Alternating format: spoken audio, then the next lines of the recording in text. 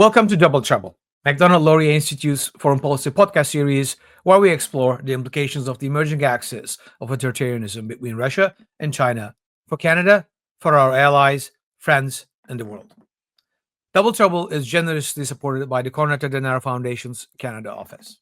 I'm your host, Balkan Devlen, Director of the Transatlantic Program and Senior Fellow at the Macdonald-Laurier Institute. And today, I am delighted to be joined by my friend, Aaron Gasch Burnett, who is a German-Canadian journalist, communications strategist, and a German politics analyst with over a decade of experience based in Berlin and over 15 years in journalism, research, and communications. Aaron is a senior fellow with the Democratic Strategy Initiative, a new and a dynamic political think tank that focuses on bringing democracies together and developing a strategy to defend our values, our prosperity, and our security. Aaron, welcome to the show. Thank you for having me, Balkan. Today, I want to talk about something that you have written for MLI for a few times and have been taking the lead, both here in Canada as well as in Europe, in dealing with this particular issue, and that is the confiscation of Russia's state assets, the central bank assets, and transferring them to Ukraine for the damages and the destruction that Russia did. You have been banging this particular drum for a long while, highlighting the importance of making Russia pay as a central component of Ukrainian victory, as well as a sense of justice for the damage and destruction they brought onto Ukraine. So for our audience, why don't you sort of lay out the land first? What are we talking about when we talk about confiscating Russian assets? Where are we, etc.? Just a broader picture on what this particular subject is. Absolutely, Balkan. So back in February 2022, if we can take our memory back that far, a few days after the full-scale invasion started by Russia of Ukraine, G7 economies decided to freeze all of the central bank reserves that Russia had in their currencies. All countries maintain a certain level of reserves in other currencies. It really is a way to just stabilize the value of their own currency. If you are seeing fluctuations that you don't like in the value of your currency, you can buy or sell other currencies on the market to be able to try and manipulate that a little bit and to stabilize that yourself. And as a central bank, you have enough sort of capital at your disposal to be able to do that. Now, the Russian central bank at the time of the invasion had $300 billion US worth of these currency reserves in G7 money. And types of currency. That's the reason why the ruble went into absolute free fall right after those assets were frozen. It no longer had the power to be able to buy and sell these central bank reserves of theirs to be able to stabilize their currency. Eventually, they did manage to stabilize the ruble through really dealings with other countries, trading a lot of Russian resources, especially petroleum, especially to the global south, India, China. So that's where this axis that we talk about on this program, Double Trouble, comes in. The authoritarians have certainly been there for each other economically, and this is one particular example. But the freezing of these assets that was done in 2022, that was actually, interestingly enough, rumored to be the brainchild of two particularly important figures. That would be European Commission President Ursula von der Leyen and actually Canadian Finance Minister and Deputy Prime Minister Chrystia Freeland. This is where the idea is originally rumored to have come from. Now, what's happening with this frozen money? Well, the answer is basically almost nothing. It has sat there on the sidelines, frozen, ever since 2022. So when we speak about seizing Russia's state assets, when we talk about confiscating them, when we talk about make Russia pay, hashtag make Russia pay, that you might see on social media, what we are talking about is an actual action to take this money and to give it to Ukraine so that it can use this money for reconstruction, and indeed to defend itself, to be able to buy some of the military kit that it's going to need to be able to actually resist Russia's aggression and drive back its invasion. No, that's excellent. I mean, maybe two things before we start talking about where Canada gets into this particular picture, and I will put links to your pieces that you wrote for Inside Policy here in the show notes, that where you go actual details even further about this particular process. What's the point of seizing it if you're not going to use it? That's that's number one. Number two is that what are the objections of basically using that money? I cannot see a world in which G7 countries agree to return this particular funds to Russia. So why are we? What's the point of taking health measures? And everyone, including the Russians, know that this money is not coming back. Well, when you figure that out, Balkan, let me know, because this is exactly the question. No one knows. What is the point of this? What is the point of freezing this money if you don't intend to use it? I mean, the effect of the freeze, which was designed to punish Russia for its invasion, it was designed to cripple its ability to wage war by sending the ruble into a tailspin, which was very effective at the very beginning. That's passed. Russia has adapted, and G7 countries and leaders have already said that Russia will not get this money back. This money will not be returned to Russia, at the very least, until Russia pays Ukraine reparations or money for the damage that it has caused. The problem with this now is that this is such an outdated policy, because the amount of these assets is sitting at $300 billion US, as we said before. The amount of damage to Ukraine by now is more than double that. We're talking about $700 billion. So, and one more thing to add here, Russia has no history of ever paying reparations. It has never done so in its entire history, and it is difficult to imagine it starting now. So really, there's just no reason not to seize the assets if the value of the assets is indeed, less than the total number of damages. And this is really the only way that we realistically can make sure that Russia is at least footing part of the reconstruction bill for Ukraine. The other problem with leaving this on the sidelines is simply that we can't just wait to see how this war is going to end when we have this money sitting on the sidelines that could influence how this war ends, the actual outcome of it. I mean, if Ukraine can use this money to rebuild its infrastructure, to rebuild its power grid, which keeps getting hit constantly by the Russians, that directly affects the well-being of its people. It directly affects its ability to resist the Russians. And if we actually make this money available to Ukraine to be able to buy the weapons that it needs to resist Russia, that would be an extremely meaningful policy measure that Western governments can take. Let's give this a little bit of perspective here. The total amount of Western assistance to Ukraine, whether that is financial, let's keep in mind it takes about $5 billion in monthly transfers from Western governments every month just to keep Ukraine's economy from collapsing.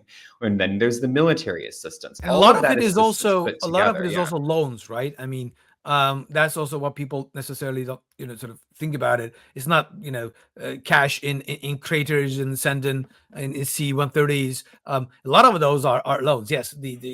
True.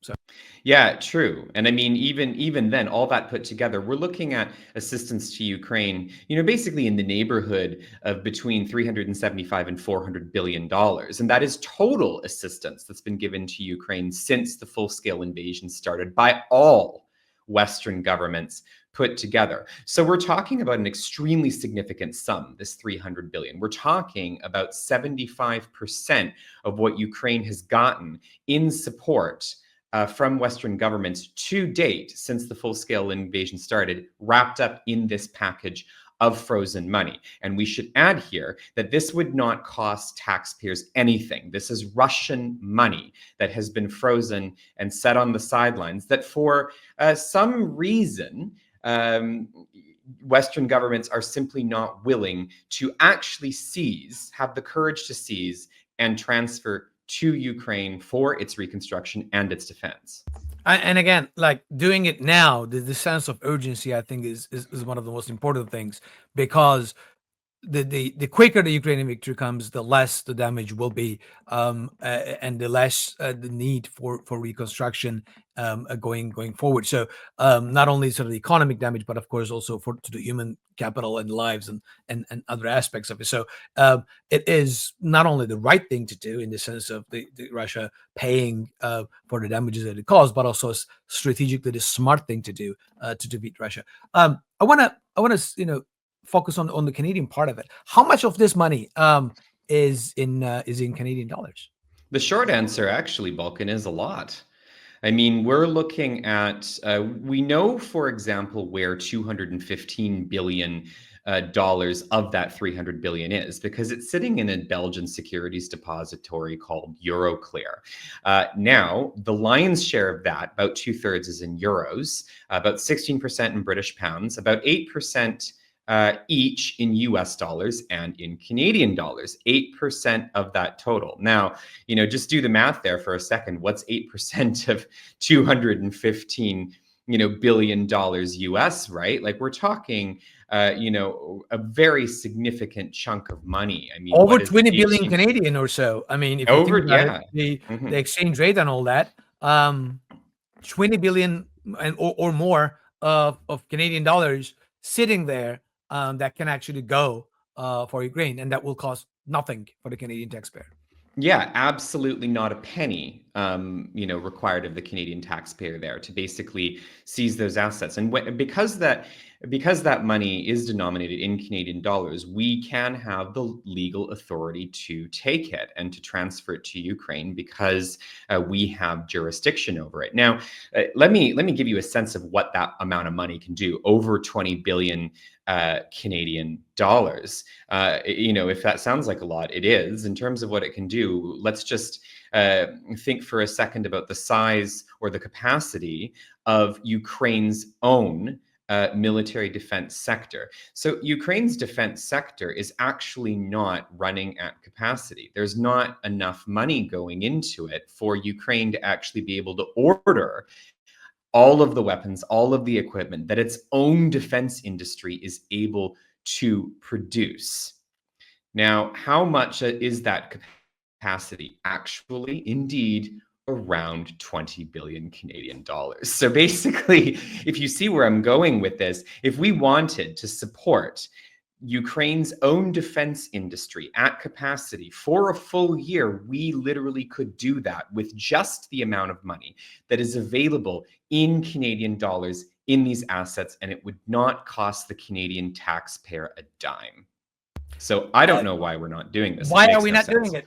You did write for MLI about changes in Canadian legislation that were required to do so, but that seems to be stalled. Give us, the audience, a little bit of a background. What has been done, and this unexplicable reason of why we are not moving forward with this. Again, that's one of those, if you figure it out, please let me know questions, because it's a complete mystery, really.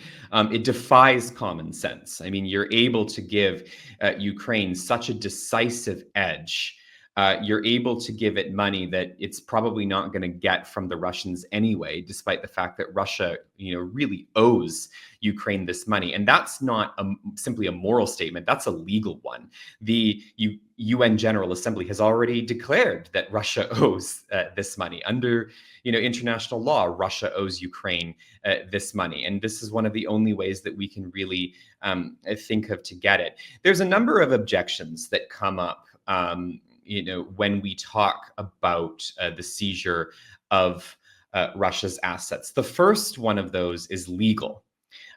There are international lawyers that claim that it is not legal under international law to do that, to seize Russia's state assets because of an international legal principle of sovereign immunity. And you'll get a lot of lawyers, including ones that work for different civil services around the world. Certainly, German Foreign Office lawyers that we're in touch with will make this argument. Some European ones will make this argument, but also indeed there are lawyers within the Canadian civil service that will make this argument. The problem with this legal argument is, first of all, that it doesn't make legal sense for a number of reasons. We have had 11 international lawyers come out in the last few months. Keep in mind, these 11 international lawyers have more than a century between them of arguing cases before the International Court of Justice. They know this very well. And what they will tell you in their memo is that this is legal because of an international legal principle called countermeasures, in which case sovereign equality, sovereign immunity of assets does not apply. And it doesn't apply because the state in question is violating international law. So basically, how countermeasures work, as long as the state in question is abiding by international law, you ordinarily cannot take these kinds of measures against it. You can't confiscate their assets. But when they violate international law so egregiously, they can't just turn around and decide that, I can violate that international law, invade that country because I want to, but I can claim international law at the same time to protect my property. That's not sustainable. It's also very important to highlight that, and what Russia engaged in, and what the UN also highlights, is that it's the capital crime in international law that is a crime of aggression. And if you cannot use countermeasures against this crime of aggression, what can you use it for, right?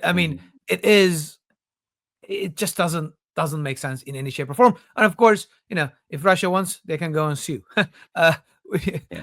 After those assets are confiscated. Yeah, well, ultimately, that's also not the kind of international order that we want, right? I heard from one of the worst things I think I've ever heard in my entire life is, a European official who literally said to me, well, if we do that, as in seize the assets, we're no better than the Russians. That's crazy. But that is crazy town.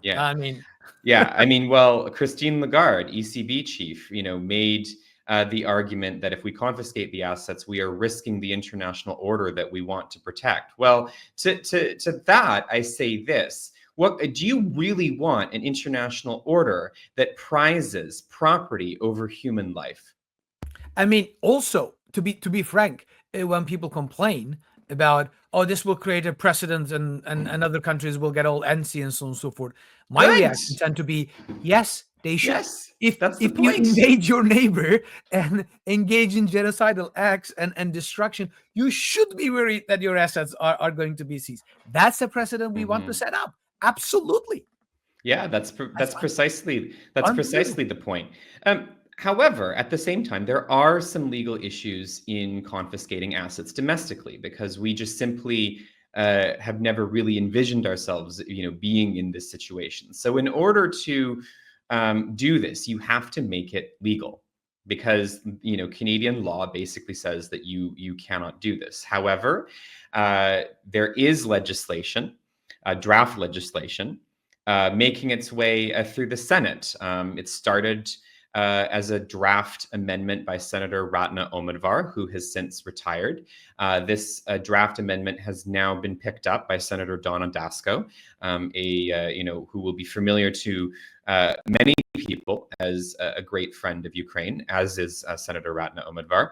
And the amendment simply allows for executive action by the Canadian government, by an order from cabinet, to say, we are going to confiscate these assets. We are going to take this money. And that's necessary. It's necessary. This amendment, we need it, to have that executive power, simply because you cannot take a foreign state into a domestic Canadian court. Legally, you're not allowed to do this. So in order to be able to get around that, to be able to seize these assets, we need the executive to be given the power to do so. Now, in the US, the Congress passed the Repo Act, which in fact gives the president's office the power to do exactly this. This passed in the US months ago. And at that time, I was hoping that we were going to be the first to actually pass legislation that would allow for this. At the time, word was that the finance ministry, Chrystia Freeland's office, was at work figuring out how to allow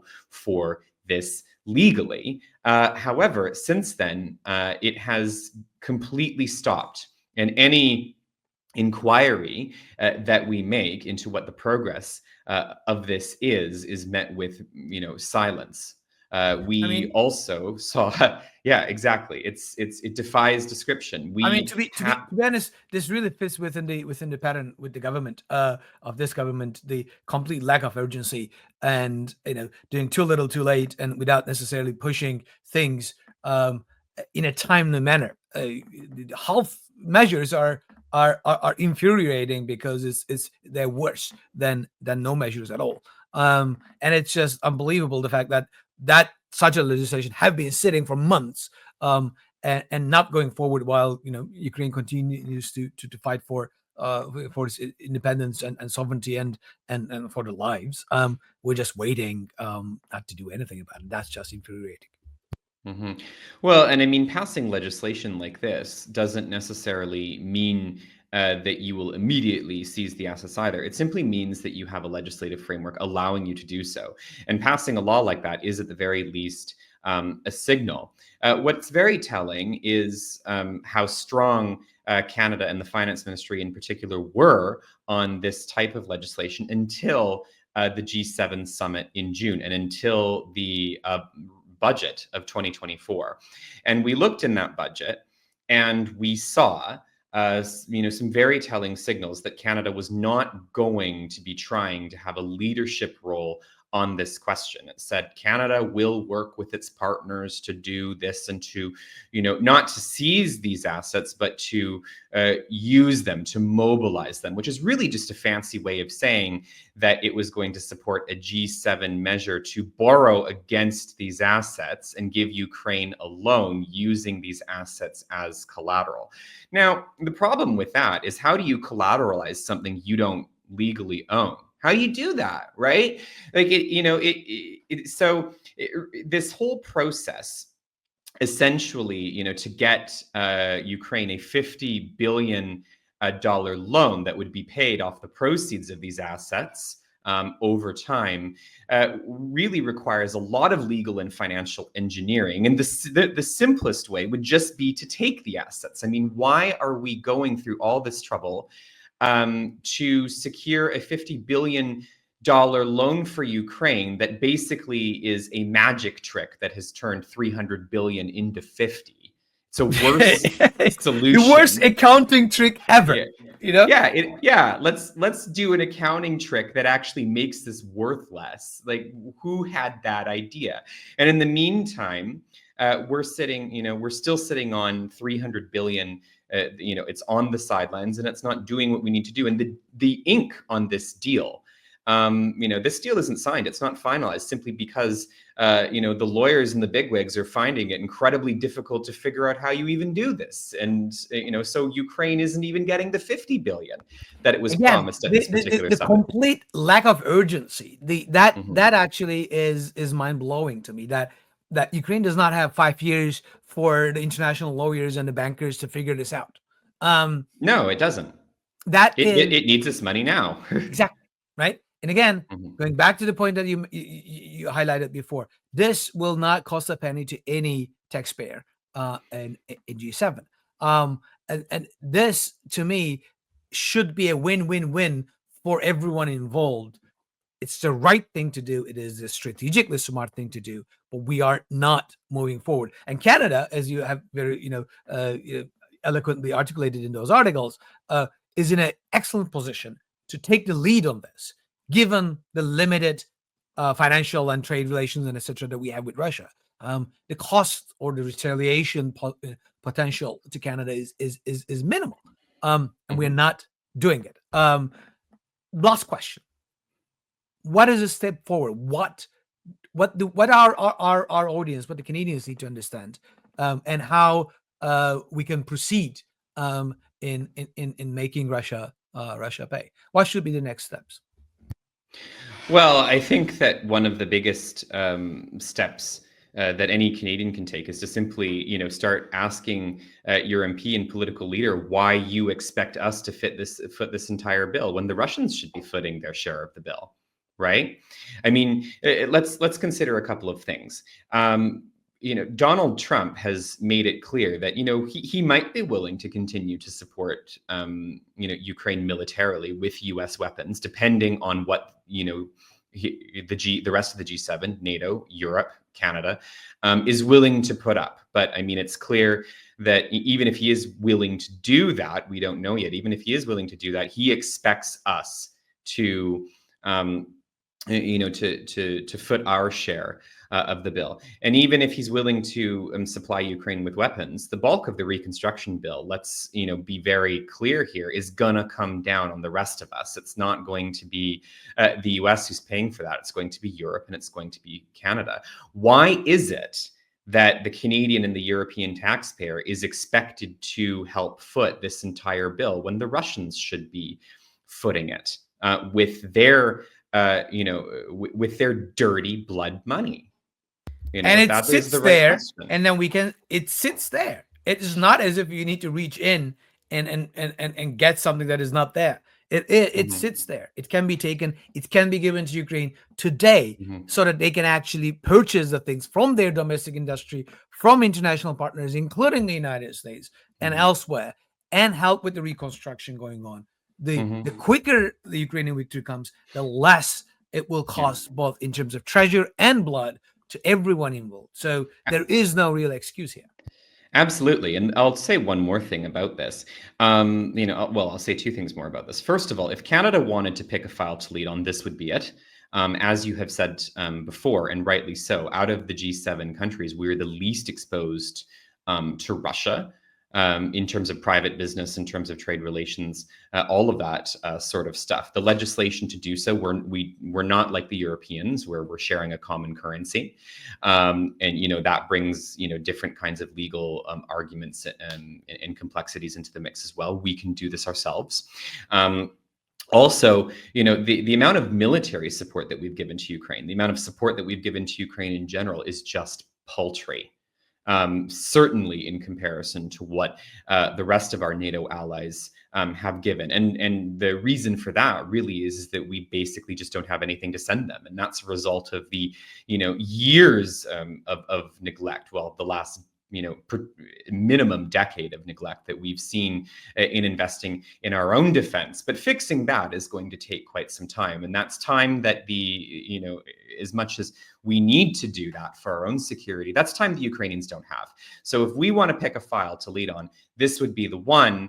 And for a while we were, and then it just stopped, which leads me to believe that there is the brakes are being put on it from the very top, given the fact that this was such a priority of the deputy prime minister and the finance minister for quite some period of time, and a huge subject of her meetings with Treasury Secretary Janet Yellen, for example. So really, really, very urgent, obviously, for Ukraine, but also in terms of making sure that we're not on the hook for damage that Russia should be paying for. No, absolutely. And as you pointed out, I think Canadians, citizens, as well as our members of parliament, should be asking these questions to the prime minister, to the minister of finance, and basically hold their feet to the fire on why we are not moving forward with this. And we do, and not only us, but also Ukrainians also deserve answers to this question. And actually, the longer this waits, this isn't just a question of missing opportunities to help on the battlefield. Euroclear is managing this money in a very, very, very conservative way, simply because the status of it is so unclear. I mean, is it going to be seized? Is it not? Is it going to remain frozen forever? Whatever. So the problem with that is that this money is not being put into an asset management fund, which could really actually grow it and give the Ukrainians more resources. Basically, the Ukrainians are losing this money, which is owed to them, and the international community has said is owed to the Ukrainians anyway, because it's inflating away. Most of this money is sitting in cash, and its value is being eaten every day. And and the fault for that lies squarely with us as G7, as Western governments. Our inaction is costing the Ukrainians money, and that is extremely scandalous. No, exactly. And as we wrap up here, I just want to give you a chance to say for the last words for the audience, for the Canadians to remember, and then we'll wrap it up. Yeah. Well, I would say that any Canadian who really cares about supporting Ukraine, and even any Canadian who just is concerned about the amount of money that that supporting Ukraine costs the national budget. Now, I would always argue that it's better for us to be supporting Ukraine and spending this money later, because if we don't, it's just going to cost us more later. We're going to we don't want to spend pennies now. We will spend hundreds of dollars in the future. Exactly. So, I mean, let's be clear that anyone who cares about either one of or both of those things really, should, be asking appropriate questions about why Canada isn't doing this when it is such a no-brainer. And the last thing I really want to say about this is the kind of strategic message that this sends. If we do this, as you said earlier in the show, Balkan, we set a precedent. And, I want to call this financial deterrence, right? There's conventional military deterrence, there's nuclear deterrence. We understand what all of those things are, right? Financial deterrence is basically saying to authoritarian countries, look, if you invade your neighbor, we will seize your assets. And authoritarian countries are extremely nervous that we will do this. And that's why they're threatening several of these countries behind the scenes. They are afraid that we will do this. And they are afraid that our strength will become very evident if and when we do it. And their weakness will become very evident if and when we do it. That comes to one argument that we hear a lot, which is the cost of retaliation. If Russia retaliates, if the authoritarians retaliate, if we choose to do this, what is that going to cost us? To this, I'll say this: we have almost absolute escalation dominance in this particular field. So, I mean, the Russians have, they obviously have, very, very, large military resources. But in 2014, the Russian central bank already tried to diversify its reserves away from Western sources. You might, hear people say, well, the Russians will just invest in gold, or they'll just invest in Chinese currency. Well, interestingly enough, those things are not liquid enough. So the Russian central bank had to explain to Putin in February 2022 why they left $300 billion sitting there just vulnerable to be frozen. And the answer is that they did not have any alternative. The West is not as weak as Russia wants us to believe that we are, as those of us who don't want to act would like us to believe that we are. At the end of the day, just do it. Send the strategic message which says, we are not weak here. We can do this. Not doing that has its costs. Absolutely. If we don't, authoritarians are going to sit there and be like, they won't even take our money. I mean, we can get away with anything. Absolutely. So, I mean, the cost of an inaction is infinitely higher. Absolutely, absolutely. I cannot agree more. This has been a great conversation, Aaron. Thank you so much. For the Thank you for audience, having just to me. remind once again that there sits over 20 billion Canadian dollars worth of assets that Canada can take action and provide And to cost the your side. taxpayer nothing. Nothing. And Right? so hold your government and MPs to account and ask the questions why this is not being done. Well, thank you very much, Aaron, once again for joining me, and thanks to the audience for watching this. And you will find Aaron's inside policy pieces in the show notes. And until next time, Double Trouble, as always, is supported by Konrad-Adenauer's Canada office, and we're grateful for your cooperation and support. Until next time.